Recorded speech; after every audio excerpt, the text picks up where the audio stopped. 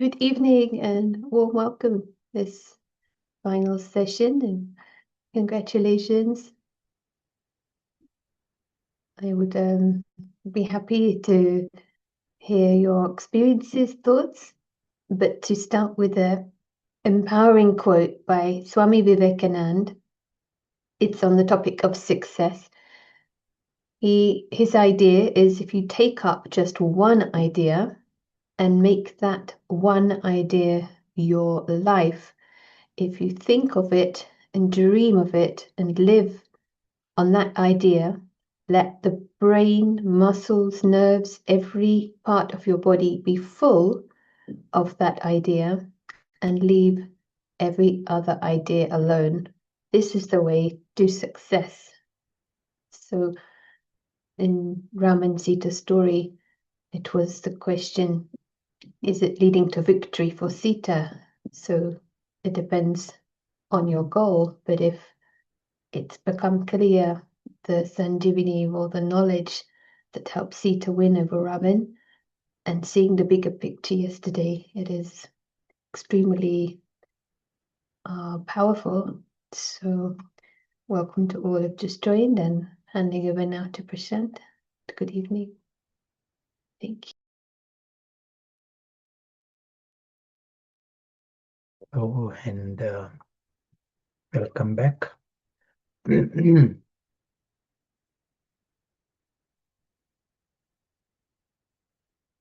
was so nice to create this time together. Today is the last session, and we'll start with a few minutes of attention.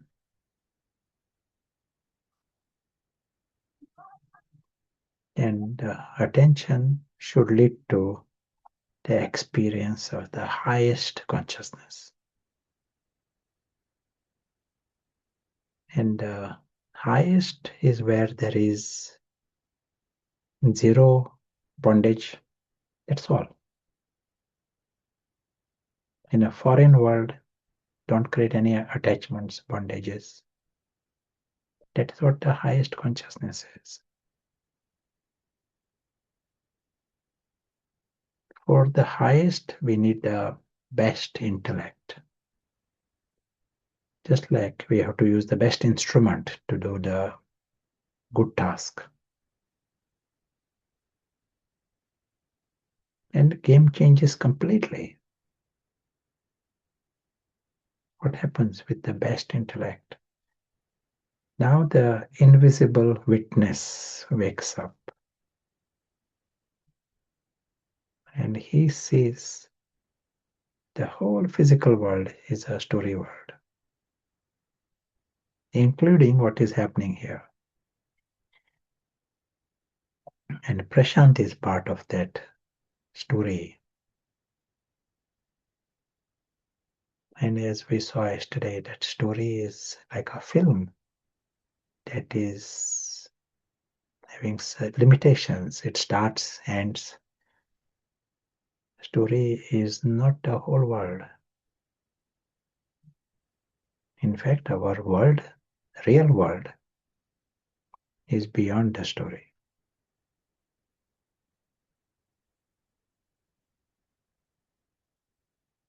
We see this in the image of the sky. Endless.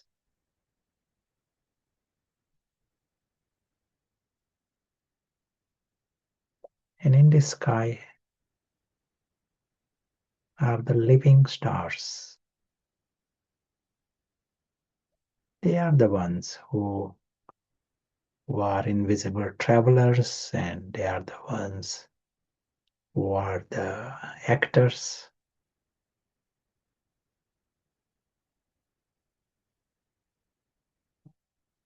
They are immortal. These invisible stars, they are literally like stars in the image of a tiny spark, but conscious, living, those with personalities. And their personalities are noble and divine. their innate personality is divine, godlike.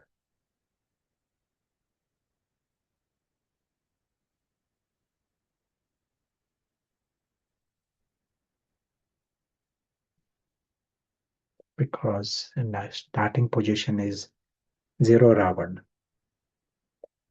This region is Ravan free region.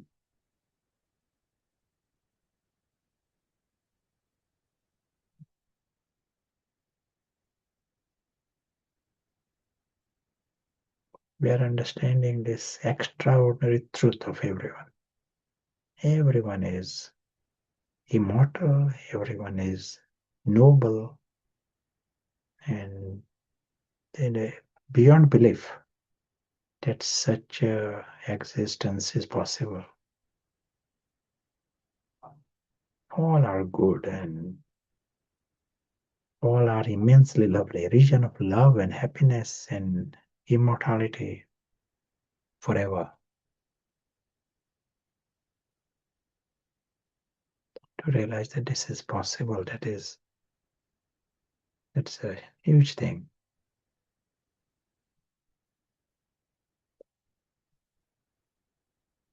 Invisible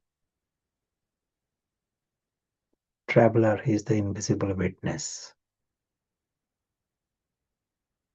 He is observing the sky and also the earth.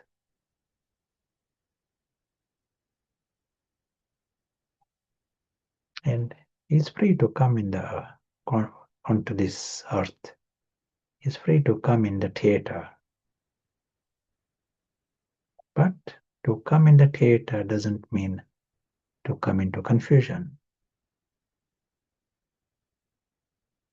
He remains the invisible witness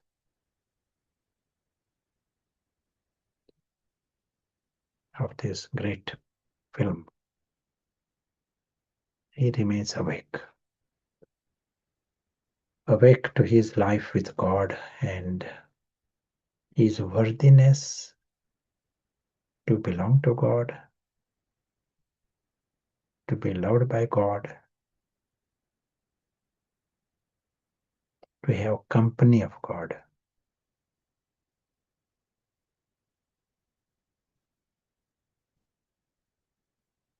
Thank you.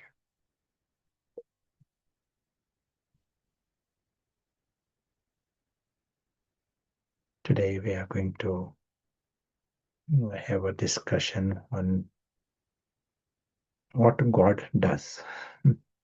Yesterday we saw the being and today the doing part. But before that, any comments or any questions? Thank you. No, we haven't got any so far, and I think Sure. We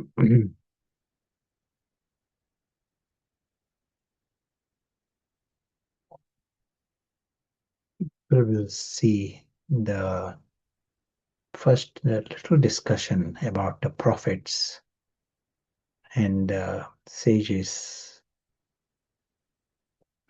and angels. We will have discussion about this a little bit. And even before that, let us understand how the soul comes in the physical world. We know the soul comes in the body, but what time does the soul come in the body? In this knowledge, the position is that soul comes in the body at the time of quickening. This is the English word. It is a time when mother notices the movements of the baby. It is a very clear moment most of the time when mother says, yes, today at 2 o'clock, I suddenly noticed the movements in the baby. So before that, there are movements, they are called passive movements. in a passive, some because of the movement of the mother, the things move.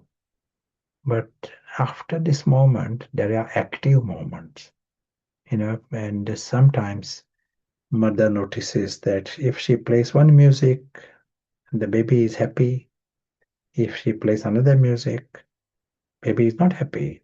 She notices there are certain things she, mother not understands. Baby responds to this. One time, one lady used to come to inner space, heavily pregnant, and inner space they have to climb the stairs in Cambridge. And I was a bit worried about her climbing up the stairs, but she used to come. And one day I asked her, "Why do you come?" And she answered, "The baby likes it here." She she notices that baby enjoys that maybe vibration or place or something. I said, "Sure, but can we do something, because you have to climb up the stairs and something else has to be done here."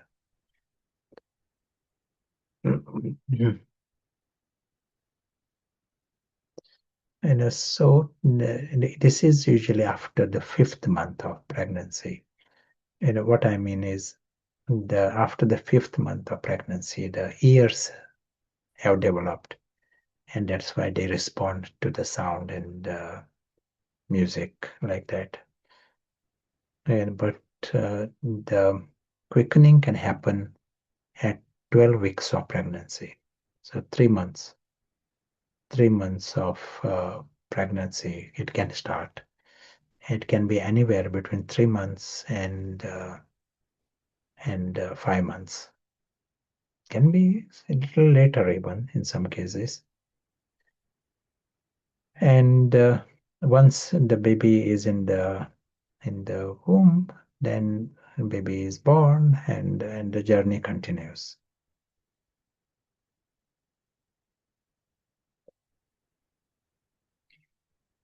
Sometimes they are the new souls coming from the soul world.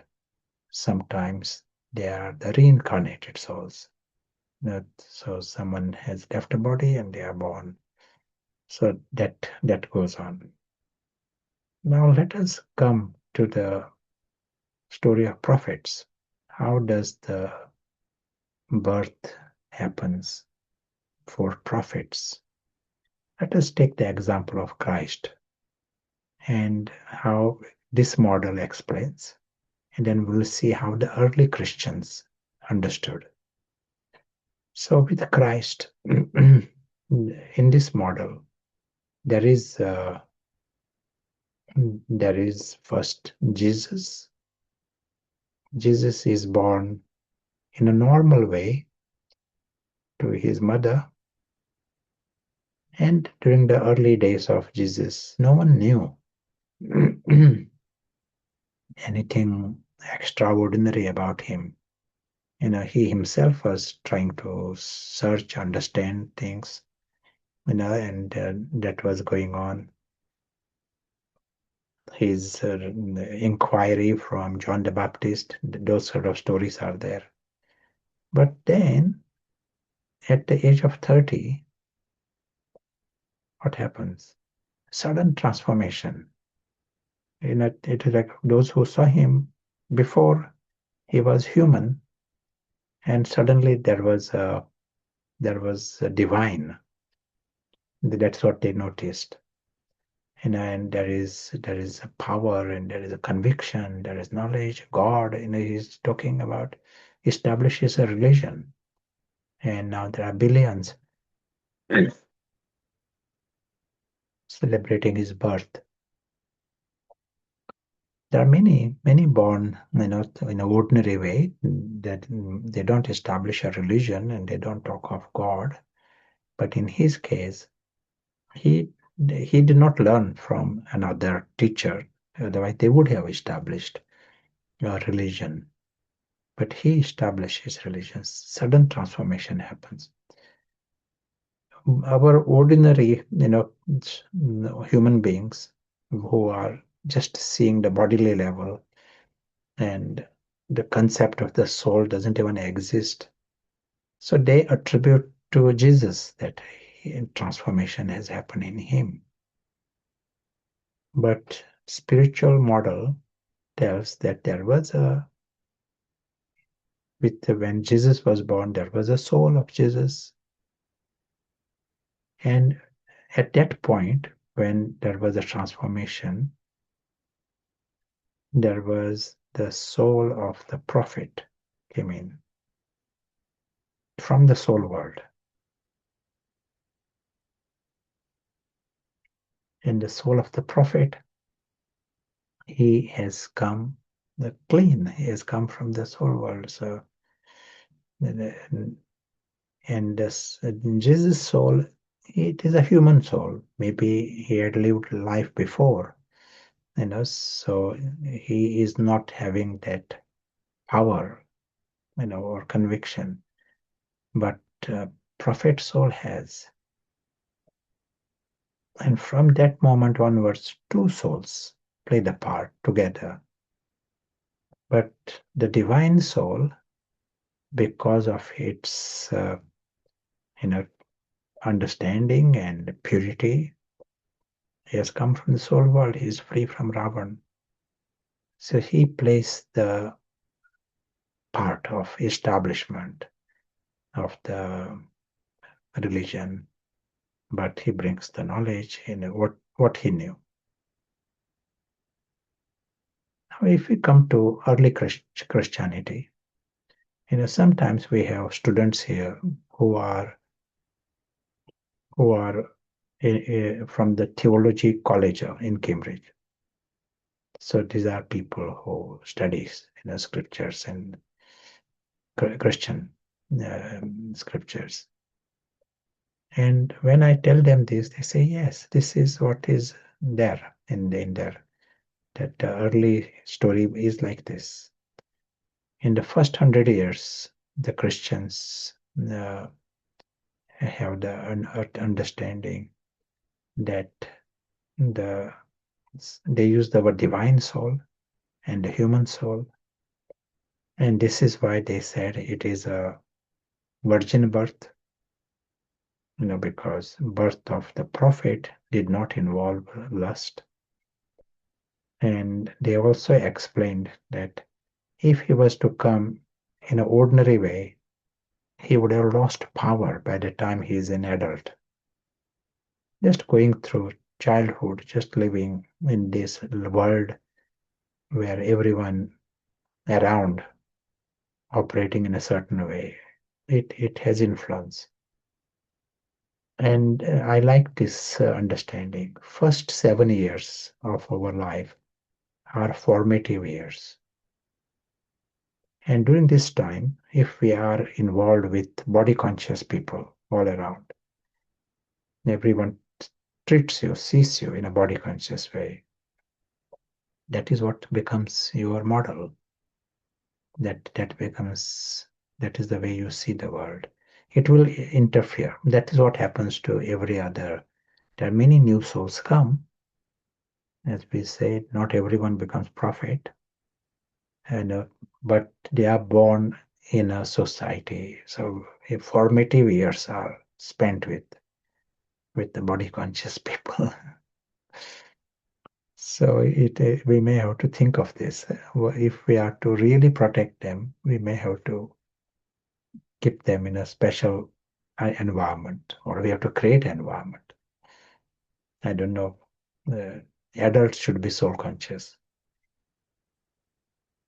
That will happen in the golden age. But at the present time, that is what happens, formative years. So divine soul, the prophet soul, bypasses that. That's why he has to come in an adult body and then play the part. Then he is capable to play the part. At the time of death, they said, there was a time he says, forgive them. They don't know what they are doing. These are like the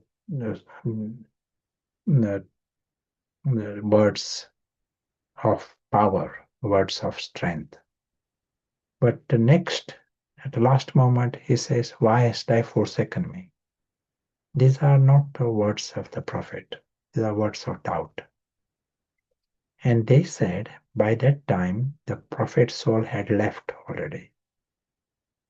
Prophet's soul has no bondage. He has freedom. He was able to leave when he performed his task, nothing much to do, he can go. But the human soul, he cannot just leave the body that way. And so he has to go through that process of experience and suffering. It are the words of that human soul. Why hast thou forsaken me? You want to say anything? What we are saying here is this is what happens to all the prophet souls. Whether it is soul of Buddha or soul of, all the prophets, of all those. And interesting enough, you will see a pattern and a figure of 30 years, age of 30 years. That is an interesting parallel. Like Gautam Buddha, he was Gautam up to the age of 30, royal family, all this, but human. At the age of 30, there was a transformation. Then they tell the little bit of the background. He was sitting under a certain tree, and many other people tried sitting under that kalpa tree. They didn't become Buddha, but the transformation happened, and it is because the prophet soul entered the body of Gautam, and then there was a part played. And Muhammad himself used to say, Archangel Gabriel is using his body. And he is not writing all this. It is Angel Gabriel. So prophet soul playing the part. And the more recent, you might have heard names like Vivekanand. There is a very interesting story around him. Again, at the age of 30, there was a transformation. After that, his part was different. Is what he does magic. Whatever he would do, there was magical results.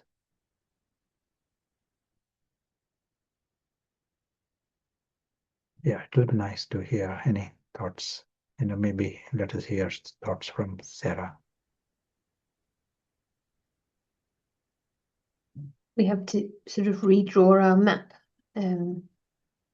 of religion, but it's so nice and fascinating to understand why they have to come in an adult body, and in the same way we have to be almost like visiting our own associated role in the same way because of this conditioning of the first formative years plus. That's what it was making me think of. A question here: what makes a prophet soul? What makes a prophet soul? Yeah, why are some souls having that role? I think that's the question. What makes a prophet soul? I don't know how you want to interpret the question. We all are different. Like, for example, in this drama, some have to play one part. We all can't be the same. But the prophet souls, they are required to slow down the fall. That is the part they play. As we saw, they do not play the part of creating heaven. They do not play the part of taking anyone back home, because population here is increasing. Their religion number is also increasing.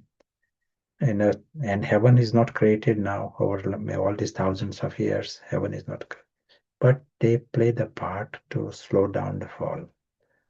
The big transformation happens only at the time of the confluence age. At the end of the cycle, transformation happens. There is also the understanding in this model at the time of death, say Jesus died, both souls, they continue and they take birth and continue, like they become more human after that. It is the first birth is the prophet, and that is a special part there. And that is always the case for everyone. First birth is the smartest birth, deity birth. But after that, it becomes a human. It continues to come down. For some, deity phase may last many births, but in the Iron Age, those who are taking birth, again, after the first birth, it becomes human. But the one who was prophet, like Christ, he continues to work for the establishment of that task he started.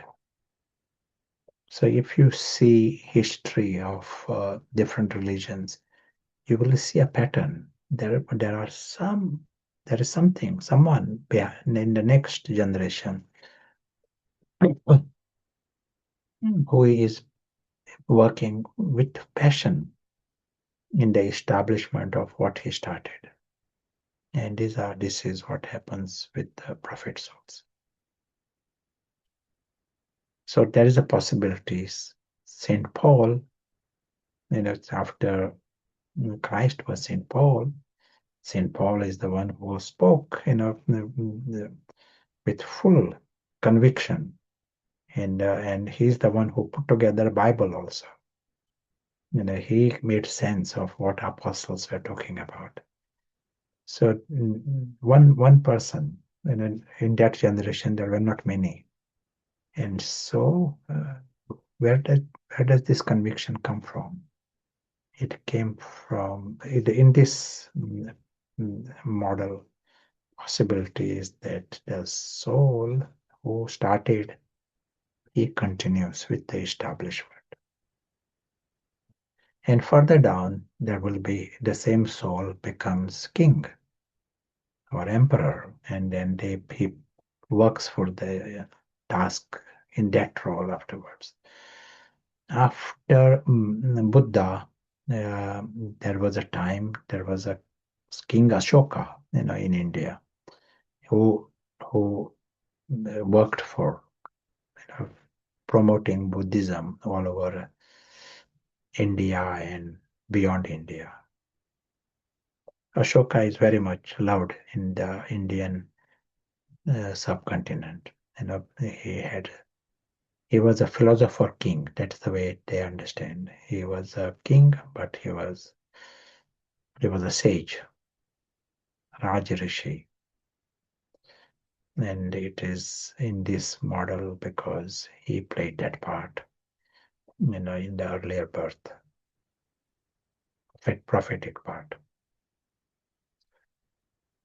Now let us come to the present day. Just a couple of questions maybe on this before we move on. Do prophet souls behave in that way because of a previously agreed soul contract? Soul contract with whom? I think possibly the prophet soul and the one that they come into the adult body, possibly. There is not as a contract as such. That is the way. That is the way the drama is. That is the way the script is. But there is some closer bond.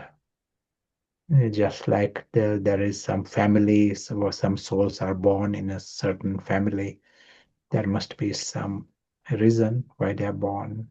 Some family, some country, some place, come in contact in some way. But we say it is a script. That is the way. And do angels and archangels exist? And are we told about them in the Murli? We do not use the language of archangel. Some others use that language. But soul, conscious soul, is an angel.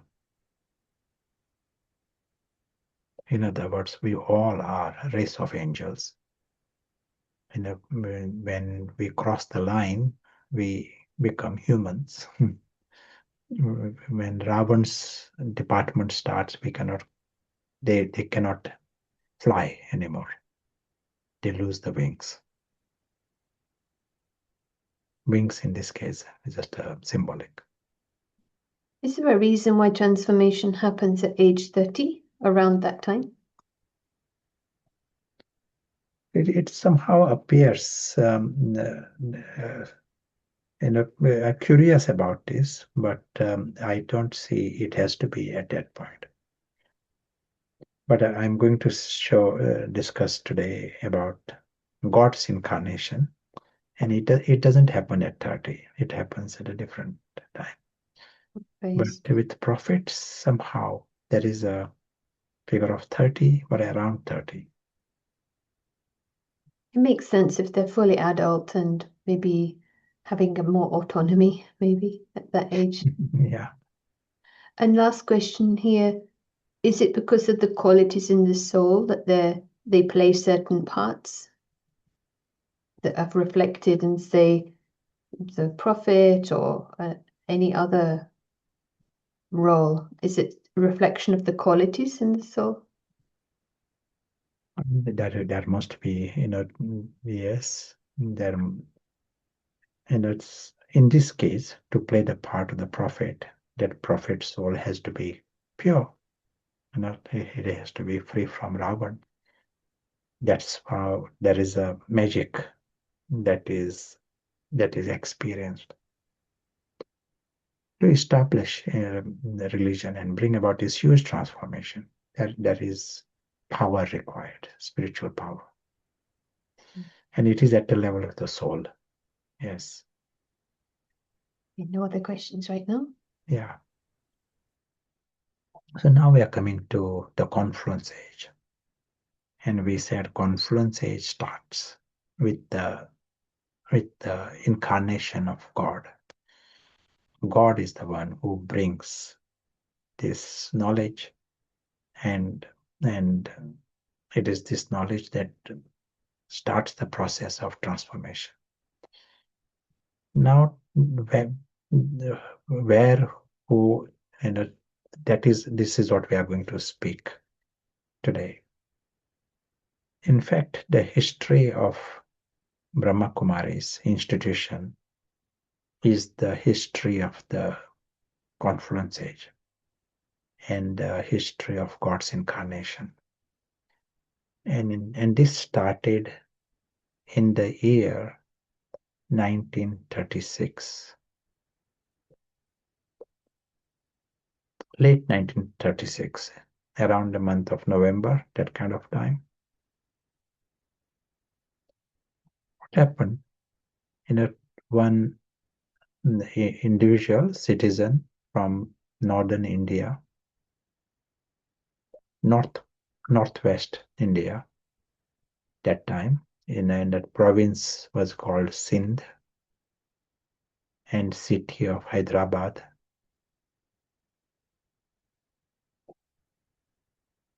And the name of the individual here he was called Dada. Dada is like a brother, elder brother will be called Dada. So he was called Dada Lekraj.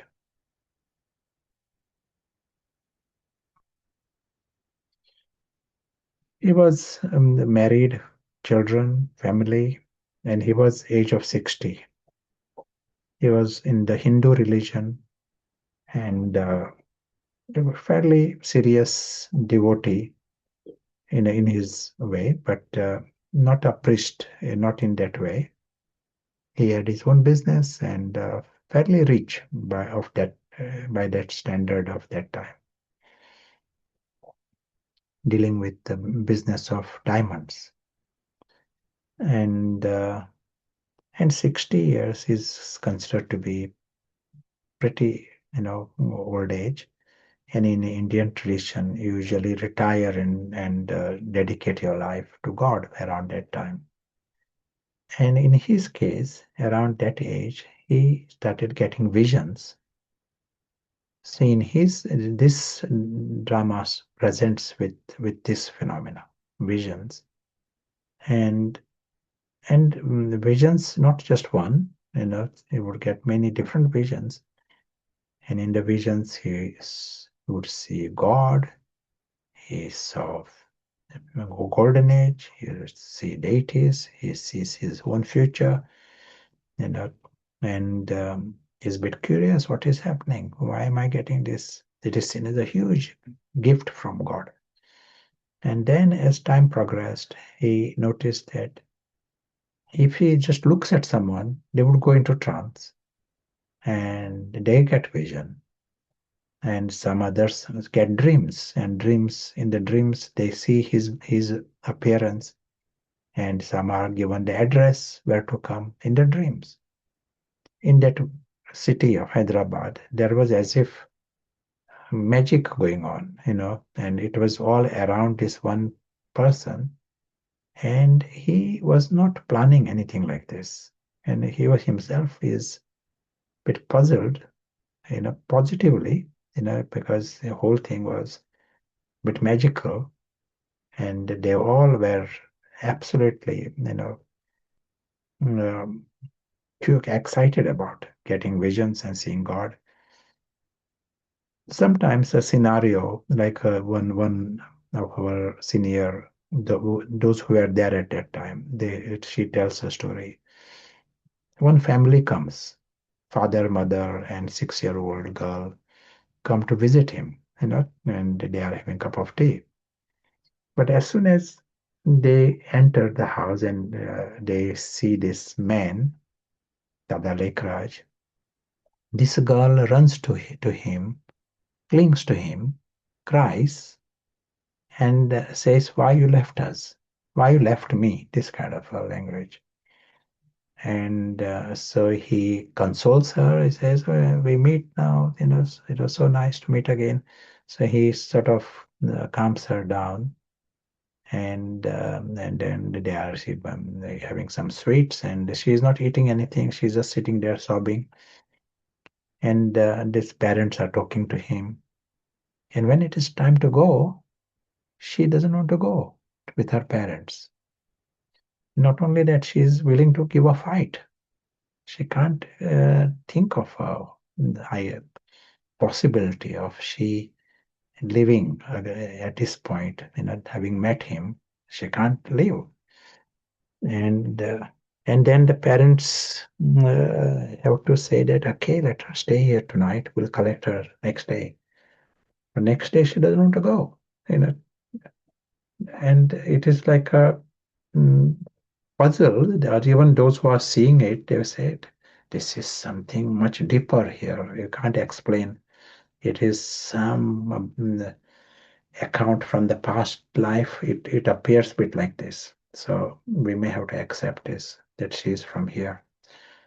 But sometimes it happened to one who is 6 years old, another time to one who is 60 years of age, from different family. Sometimes this 30-year-old mother of some children, someone's wife, and that's why it was like a very exciting time for the city of Hyderabad. This 1936, 37, 38. This was the time when the huge movement, it would become coming in the newspapers. Sometimes in a positive way, you just go to that house and you get a vision, you can see God. Another time they would say that there is a magic going on here, that he's mesmerizing people. mesmerizing women, and so all kinds of stories also around this. That was, and then in time that negative publicity became dominating publicity, because it was creating a new situation for the families. Suddenly, some wife of someone says, I want to stay in a different place. I don't want to stay here. I can't live in a ordinary house. This I want to lead a spiritual life, and so this was the story. Because of all this, in 1938, they moved. They just moved from the out of that city of Hyderabad, moved to Karachi. That time it was United India, 1938. Partition happened in 1947, and they got a campus. And will you believe this? 450 people moved from that within that period of time, in this little more than 1 year. And during that time, uh, these many people were willing to uh, dedicate themselves to the spiritual life and did not want to stay in an ordinary life, and willing to let go of the everything, family, the structure, the background, and go to a different place, stay in a campus.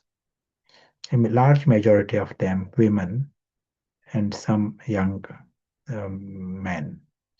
So this was in 1938. From that time until 1950s, they stayed in that campus, and they they made that spiritual journey, spiritual effort.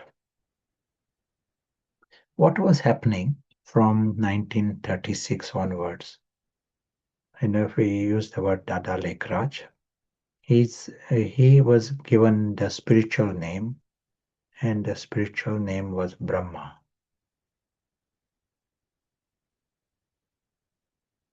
And we use the word Baba as a word of respect and endearment. So Brahma Baba.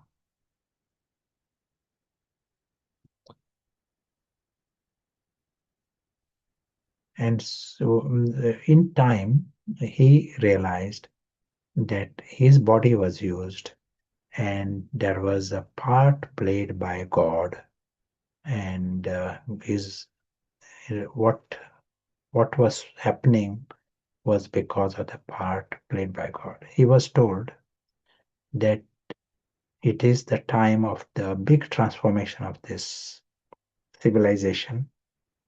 It is the time of destruction. This old civilization will go through destruction. It will collapse. New civilization is to start. This is why the part of the Supreme Soul has started.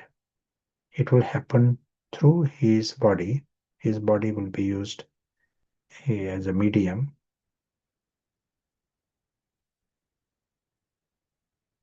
And that the best thing he can do is to surrender to this task. Be a good student, but surrender. And the most difficult surrender is surrender of his opinions and his ideas. He was brought up in his own style, and there was a religion of some kind, and some beliefs, and now you drop that. You have to learn all new again. And the Supreme Soul, I am acting as a teacher. I will teach, and you be a student. And his Supreme Soul, his task is to reach the humanity. The teacher, they called him Shiva. Shiva is the name for, in this case, God. And we use the word Baba as a word of respect. So Shiv Baba, or yeah, if it is Baba, there is no A.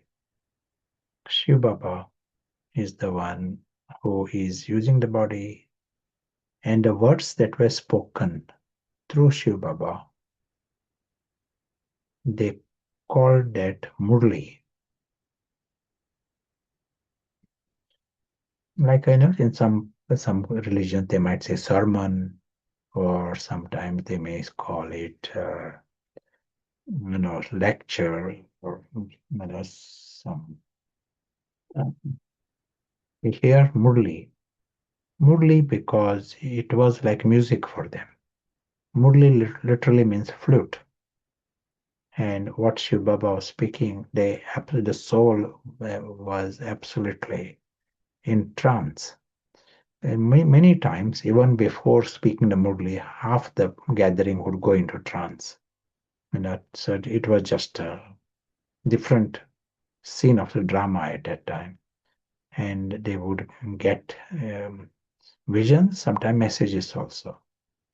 But Shiv Baba himself would come in the body and speak the Murli, and they would all understand the new knowledge, and various all the last sessions, 8 sessions that we heard, they are based upon the Murli. The knowledge source of knowledge is through the Murli, and Murli is coming from Shiv Baba. So Shiv Baba is the teacher of everyone, including teacher of Brahma Baba. And we all are students learning. We are sharing the knowledge, but its origin is here. And these Murlis, the knowledge was coming in different phases. Like one day, lesson 4 came, next day, lesson 6, and they would be sitting, trying to make sense of what they are hearing, and they had their own old ideas, including Brahma Baba. He would be trying to make sense of it.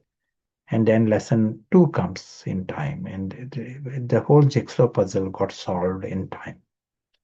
But it started that way, and they were curious to see how next thing, what will be clarified in time, because the various aspects got clarified about, as we saw, in the Sanjeevani, part of it is discussed, but Murlis is touching many areas, including the concepts and his scriptures that they were studying at that time, clarifying what is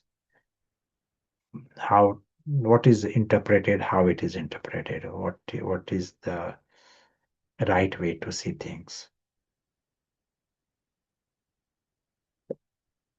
In 1950s, feel free to ask if there's anything to ask. In 1950s, they moved away from Karachi and moved to India and came to Mount Abu, which is the present location of the institution. Karachi was in 1950. 1947, there was partition of India, and they decided to base, have the base in India. And very soon after coming to Mount Abu, they started activities in different cities within India. So if it is India, Mount Abu is somewhere here. This is Mount Abu. Delhi is somewhere here. Mumbai is here. Calcutta is here. So different activities. Some of them moved to different places, and service started in the cities, and then from cities it moved to other places.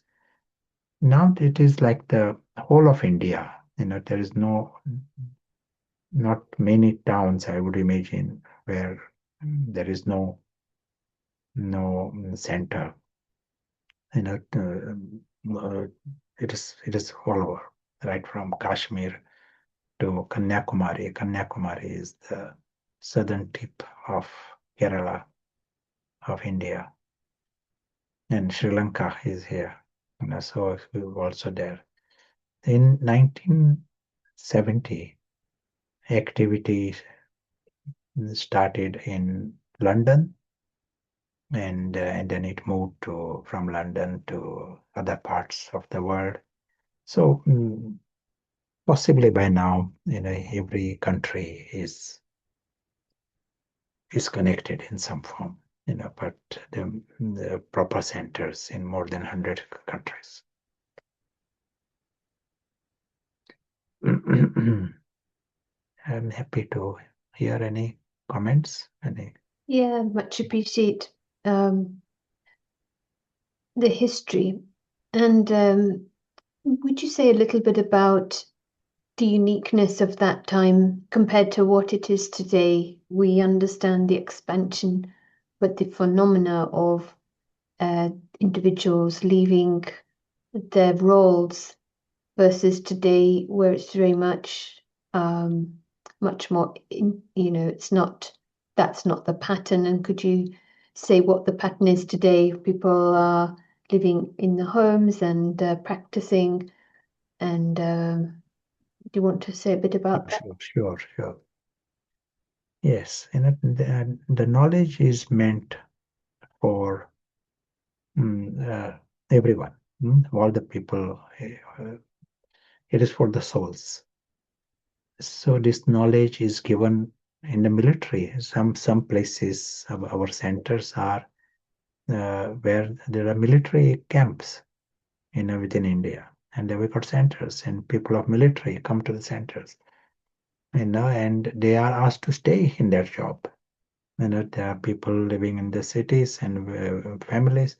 So the whole thing is to be practiced in our environment.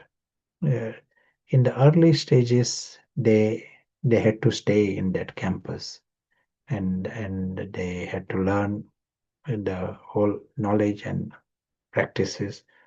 That was the time of that time in 1930s, 1940s. But the once that is done, the knowledge is to be practiced where we are. Stay in the job, but you will learn how you can be a trustee, you can be soul conscious. Drama continues, but whilst drama is continuing, how you can bring the highest consciousness whilst everything else is going on, to learn that.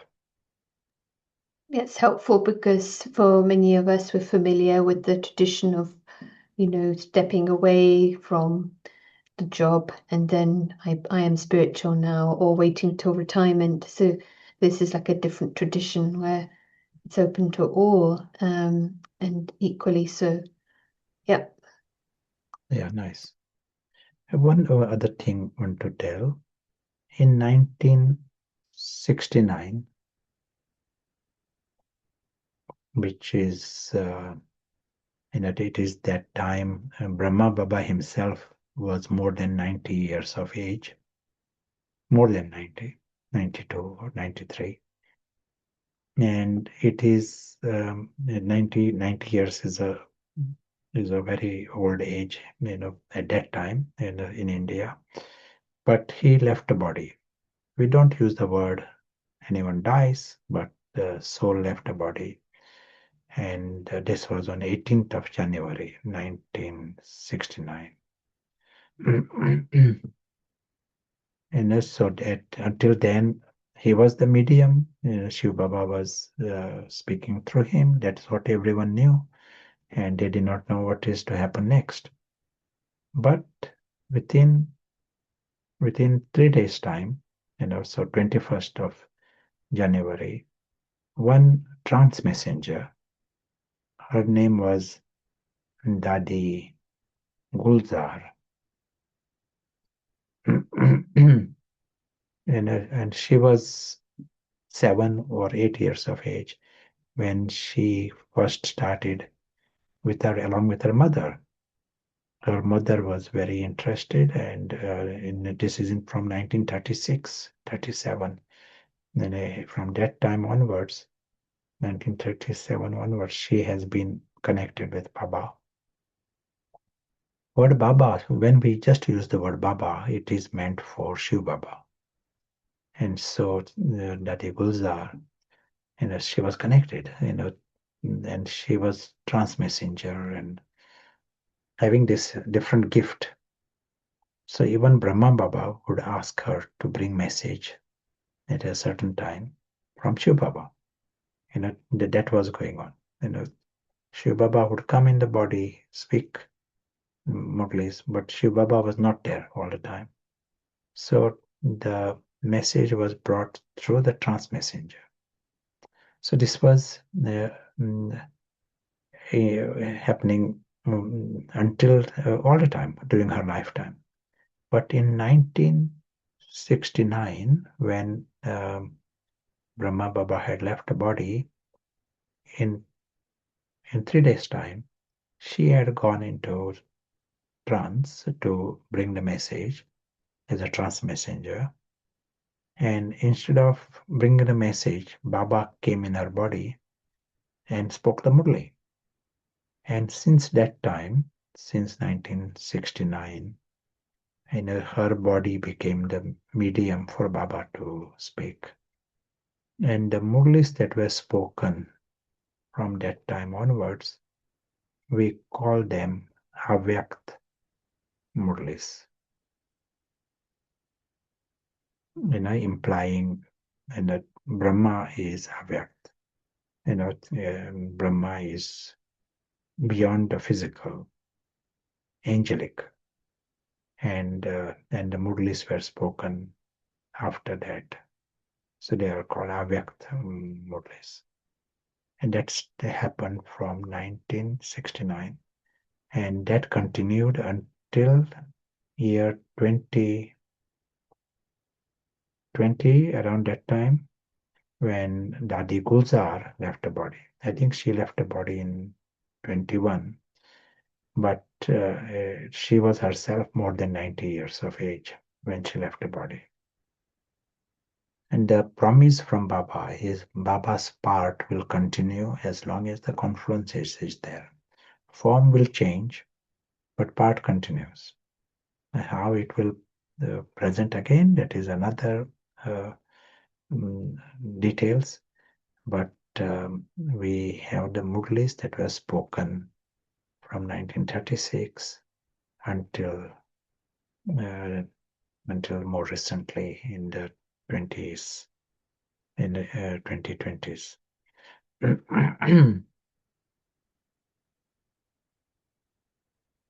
Let us hear some thoughts from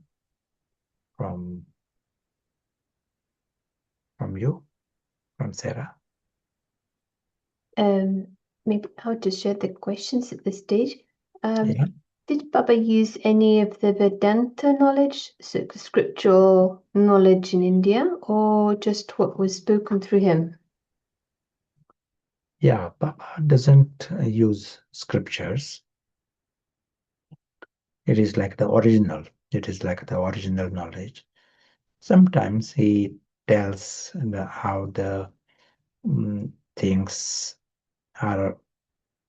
If it is human, our behaviors so distorted interpretations, and if they are very stubborn interpretations of some kind, then Baba clarifies what is wrong, how things are understood wrongly.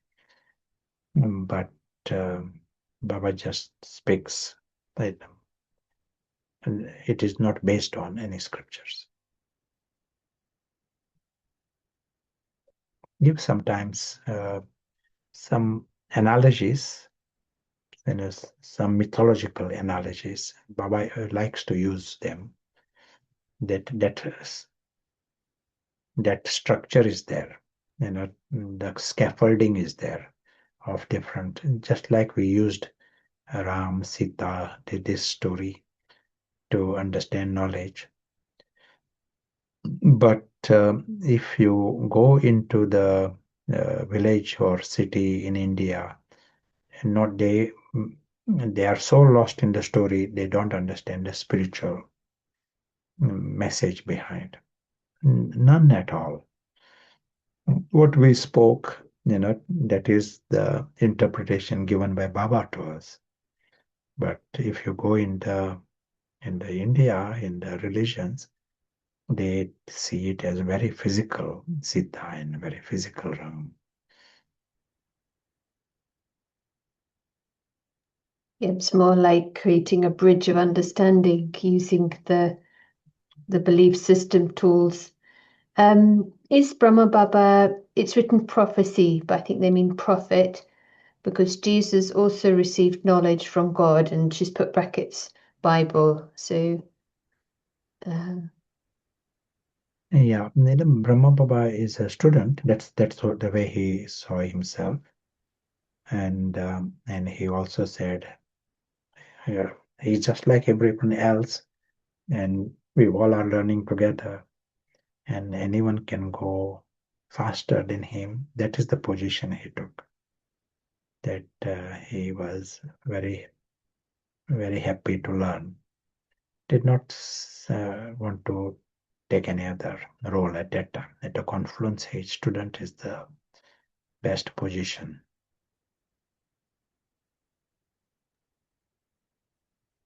does are the Murleys no longer given because all the knowledge has been shared? Knowledge is there. Right now, whatever we need, that knowledge, information is there. But what is really required now is coming into experience and gaining the victory over Ravan. That is like until that is done, then as if we are limping, souls are limping. Ravan, there is a illness there. So to remove that is required. That is the immediate step for us. Even from what we heard, we got enough on the plate to start the process, and Baba's part continues. He will be helping a personal level. Avyakt is angelic. So angelic intervention will continue as long as the confluence is there. Anyone takes one step, he will notice there is a help that comes in a unexpected way. Yeah, they say when the student is ready, teacher appears. But here it's like can understand the dynamic of that with Sita. Someone saying they read that Brahma Baba knew Dr. Rudolf Steiner's and through anthroposophy, to pronounce it, his philosophy of a sort. Is it true? Do you know about that? Not really. It wasn't, yeah. And I have a question. Sometimes people talk about enlightenment as an aim. So is this something that are we using this terminology? Yeah. When the terminology we use is karmatit.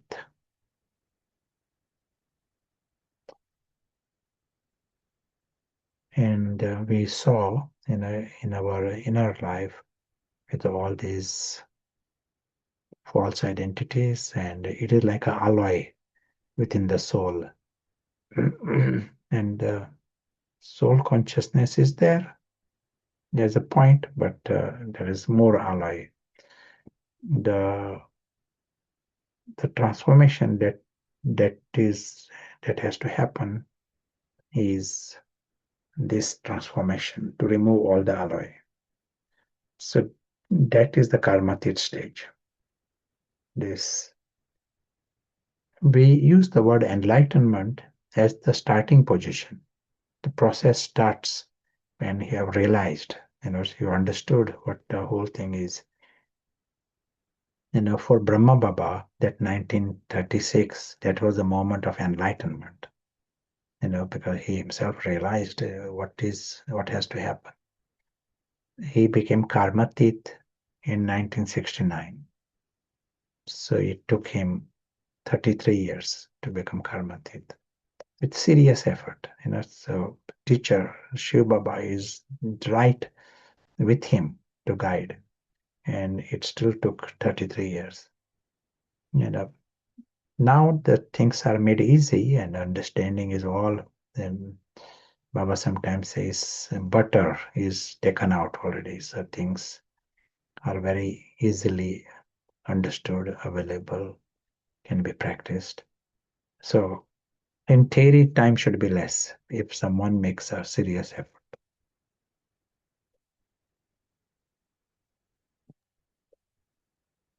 Yeah, thank you. Maybe there is not that much time left, so we need to bring about this change sooner. Yeah, it's like when something is obvious to a few, it becomes easier for others, and that's even studied, that effect, isn't it? How can we know that this is the original knowledge or the only knowledge? Well, someone's written only knowledge, but how do we know this is the knowledge that will help us gain success to those who follow other paths and are taking this class, if that makes sense? We saw, for everyone, it is like intuitively, rationally, we have to make sense. We have to listen, go through it and say, does this make sense? Or does anything else make sense? That is the way we all progress. But then you're putting it into practice. You know the quality of the seed from the fruit. So when you see the results, that helps you understand what kind of knowledge it is, what is the power of it. Like the language of model, spiritual model, because nothing here is said in the way of a belief.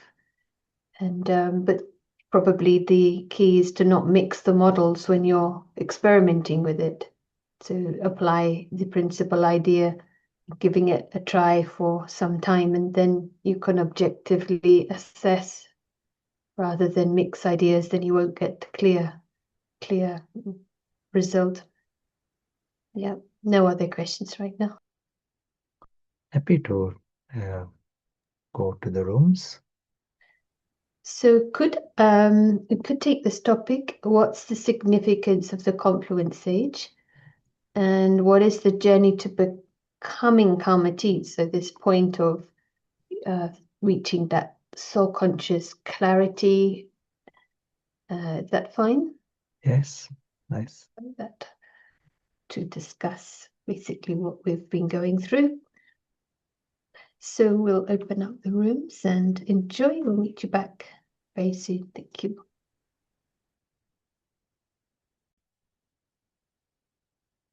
Welcome back. Let's create a moment of this experience of that perfect inner life, that Karmatit stage.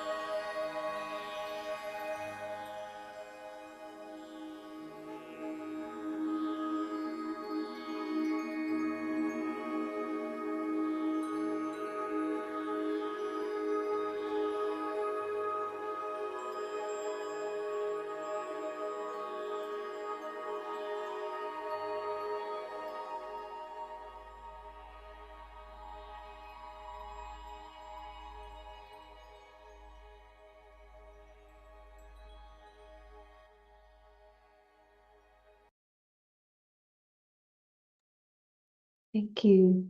It's fun to play with these moments, especially with the collective um, energy. So I'm very happy to welcome in Sanjay, if you would like to share any reflections on today's topic. Good evening. Good evening. Sure, thank you. Well, I've been in a very advanced room right now. Everyone knew perfectly the answer for the question. So, um, for me, just to hear the story of how this Brahma Kumaris happened, it's unbelievable. It's like a miracle. I came from a Jewish background, Orthodox kind of, and for Jewish is something that one never should touch even kind of. And I'm so fortunate. I'm thankful for this because um, probably, as Prashant said 2 days ago, I think um, the one who realized a good musician is himself a musician. So probably there is some roots in this one soul that can, with a glimpse of Baba, God, realize what a fortune he has under his hands, and better to grab it, and not lose it. So it was kind of a decision, easy decision for my journey. And this confluence age, definitely the significance is this is the ascending stage of the whole humanity. Until the confluence starts, it was descending. And only few and us, all of us here in this session, are there to take all humanity up again to the beginning. And also the journey to Kamatit stage, as was said, there are two ways to become Kamatit: the wise way and the painful way. So we got the chance to take the wise way, so why not?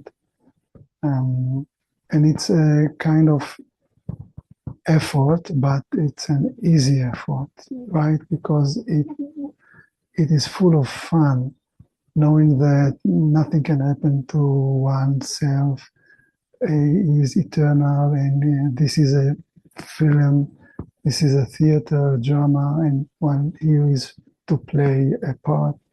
So all those beautiful points can help to make this journey very enjoyable to till the end. Thank you. Thank you, Sanjay. I love it how everyone's so different as well. Like every, all the backgrounds. When you meet others who are on the path, their interest, but what they're bringing to it from all the reference points. So I feel like it's revealing in a way, Ram, when you see the variety, because it's not something about looking or sounding like anyone else. It's much behind any role that we're playing. And of course, yes, that's coming to mind when you were sharing. Thank you. And thanks to everyone. If you have any thoughts, it'd be really lovely to hear as always from the discussion. So there aren't any other questions right now, I think. We managed to get through questions, but we'll come back to Prashant now. Thank you.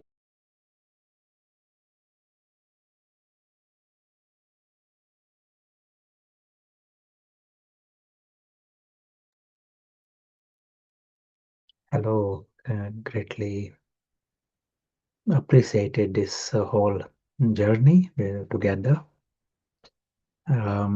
As always, once we have got a full map, we know where the knowledge has come from, and some idea, background. Then when you go through it again as a revision, you will see it differently as always. It happens to us, and so it will happen to anyone, especially if you are first time. And a definite encouragement to go through the ideas and reflect and putting into practice. The essence is very, very simple, alpha, beta. To make the main thing the main thing. Lots of ideas are there, to know and to be aware of it in the background, but not to get distracted by that, to spot the main thing and to put it into practice. There is a question. Yeah. Sometimes it feels uncomfortable or unacceptable, the terrible things that are happening in the world. And since we maybe have peace in our country, maybe, what can we do to stop the sorrow and pain in the world?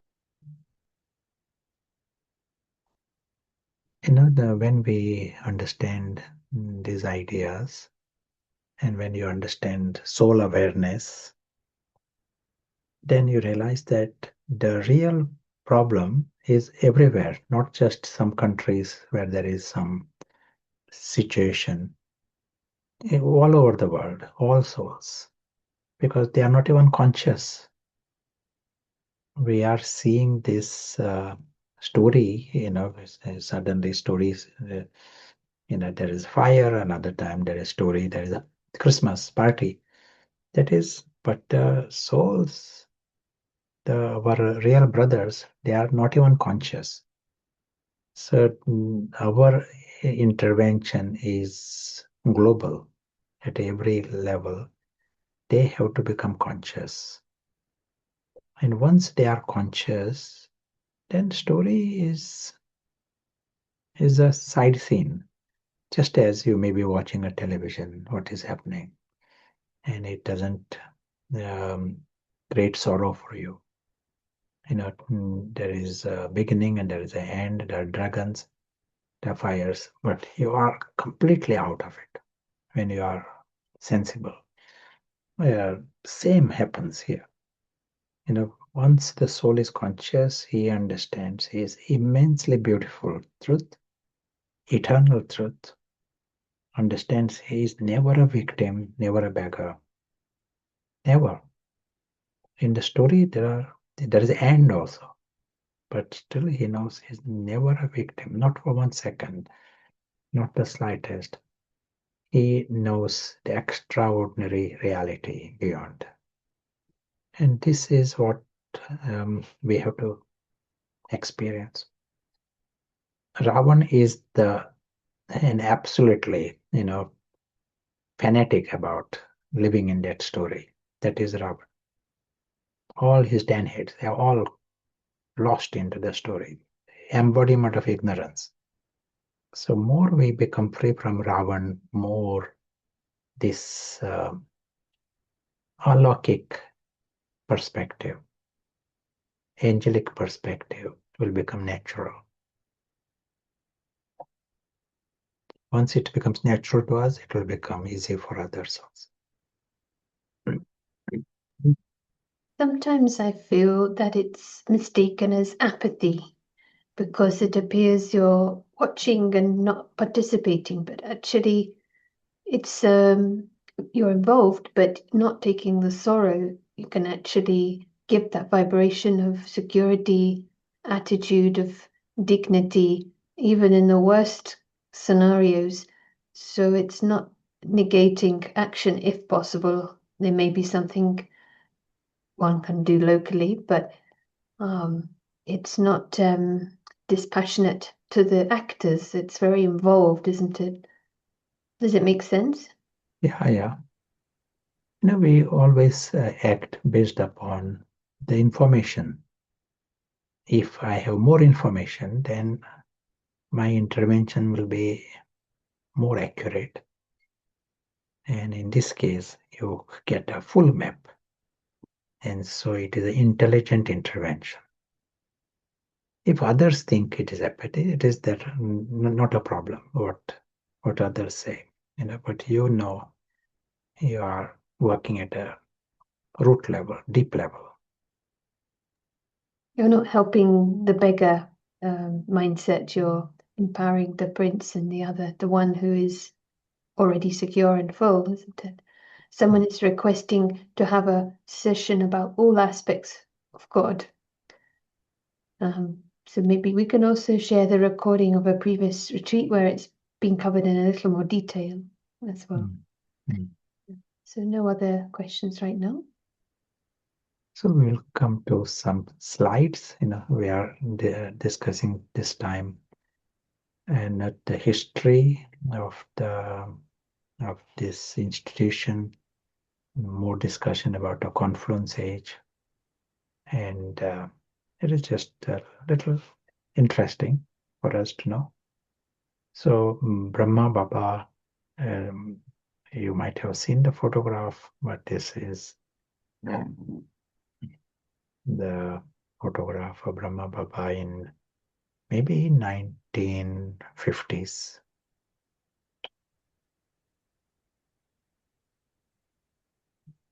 And here you get the feel of the atmosphere when they were meeting him. There is different gatherings.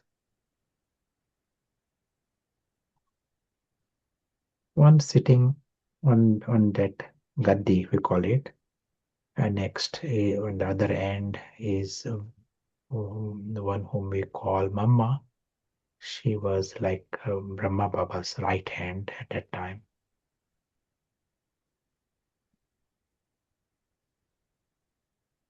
Again, you see another gathering and Brahma Baba there. This is the time of 1950. They are moving from Karachi to India. And so that is the moment, they have reached India, and then they are going by train from that city to Rajasthan.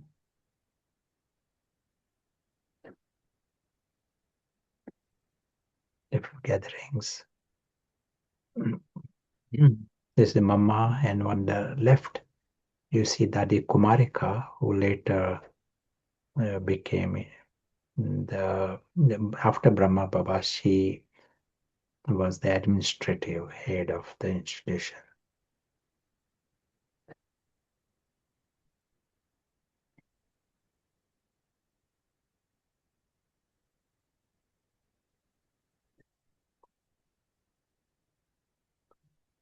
Different photographs of that time.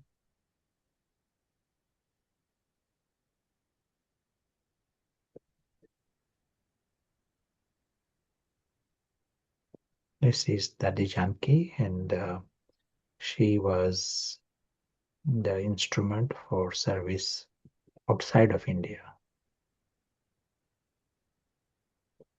This is the photograph of, I think it may be early 1980, and I am meaning not 81, but 80, or it can maybe 79 even. You see Dadi Janki right in the front, and Sudesh Didi there, and the early family. Some I don't know.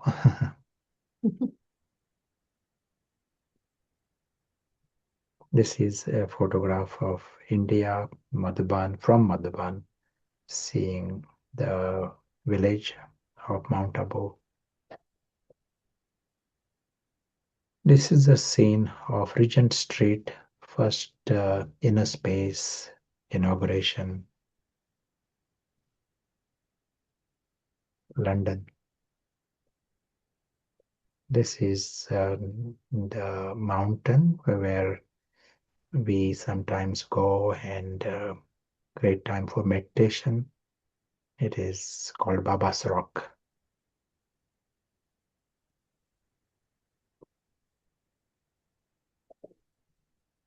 This is the one part of Madhuban. Those who have been there might recognize it is called Tower of Peace, and usually used for silence and meditation.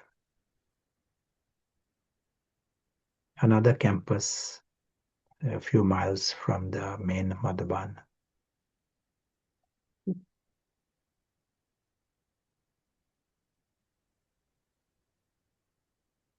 It will be nice to hear from Sarah any of your thoughts, reflections. I like the way that we have expansion and we have essence, because there are so many details to grasp. We've been looking at time in the last couple of days and the phases of the soul, and I feel we need all of those, like a pilot needs to know all the controls. But at the same time, what it is we're doing is principally very simple. It is just a subtlety about it to almost come out of this identification with the gross. The more we realize that some of the simple things, and coming back to the image of the box or the stage, the guest mindset, and the more we are identifying with this invisible traveler, there's no reason for the happiness, but it's just so secure, that continuity of the self, that answers many issues that come up from the lower consciousness. So it's amazing, and I think keeping it simple is actually an art, because I can say for myself, I've made life complicated, in the head, which creates complications. So it's the art of coming back to the beautiful truth, which is also simple. So yeah, I think reference point is it is enjoyable. Hobby energy, because that's going to sustain the efforts. Lightness, double light, sometimes it's good. We are light, but also feeling light. But all along knowing the game, because for me, this 2026 is about being also determined, because the enemy is also determined. Ravan has his habits, and so we have to have consistency in an enjoyable way. Will bring real success, and then we will self-respect will come also, true self-respect. That's some random thoughts. Thank you, and lots of gratitude. I think knowing that we're all in our own places, quietly giving time, is a huge support all round. We support each other. Yeah, thank you. We'll be also seeing Baba speaking the Murli through the Gulzar, and it is a nice phenomena we used to experience. We used to see the bodily, the Gulzar, and she used to come sit in silence, meditation. At some point, she leaves the body. We used to see the movement in it when she leaves the body, and some minutes later, then eyes open, and then it is a different scene altogether, different personality, and you are meeting Baba. And then after a few hours, Baba would leave the body, and so during that time, so incognito, since not many can know this, what is happening, but it is like I used to be a privilege. Now we will see the video of that time, and as was said, it is incognito. What we are seeing is physical, but we remain soul conscious and try and watch a couple of minutes.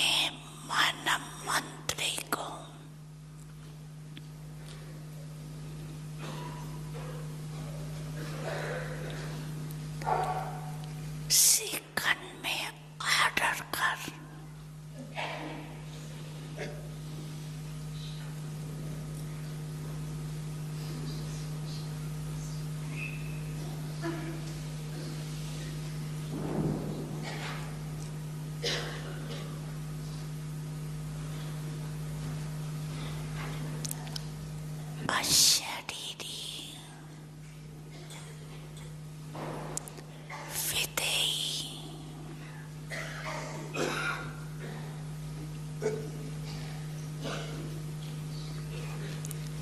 स्थिति में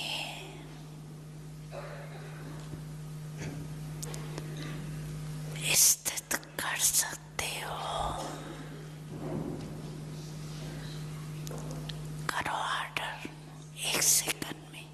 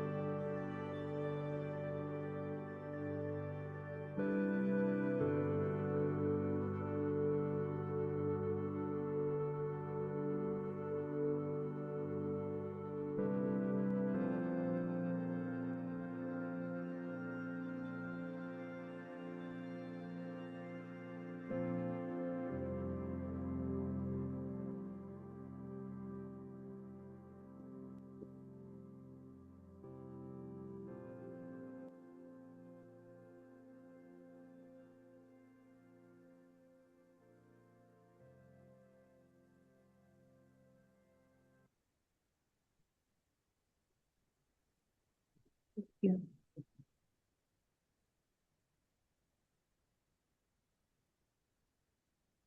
Final thoughts from Prashant? Yes, so we are coming towards the end, and it is nice to finish with the connection with our supreme friend. And of course, we'll have opportunity to meet again in different gatherings, online or in person. But we'll also give you the links, connections to your nearest country, city, in order to continue. But it will be a great pleasure to meet again online or in person, maybe in Madhuban.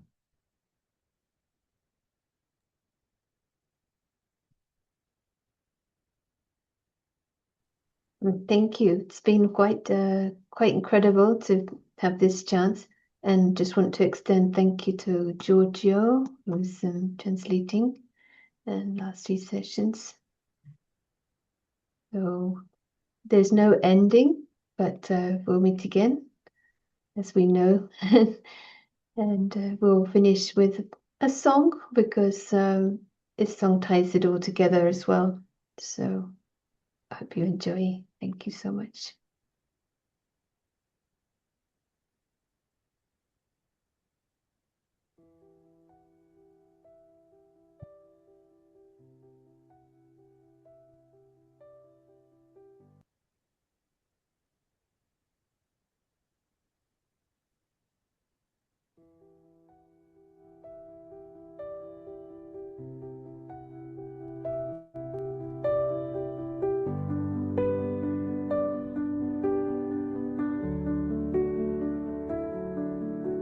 You whisper all the secrets. You say it's just a play. You are the one, unchanging, the light that shows the way. You never take a birth. No time can make you fade. Beyond the earth, beyond the sky, you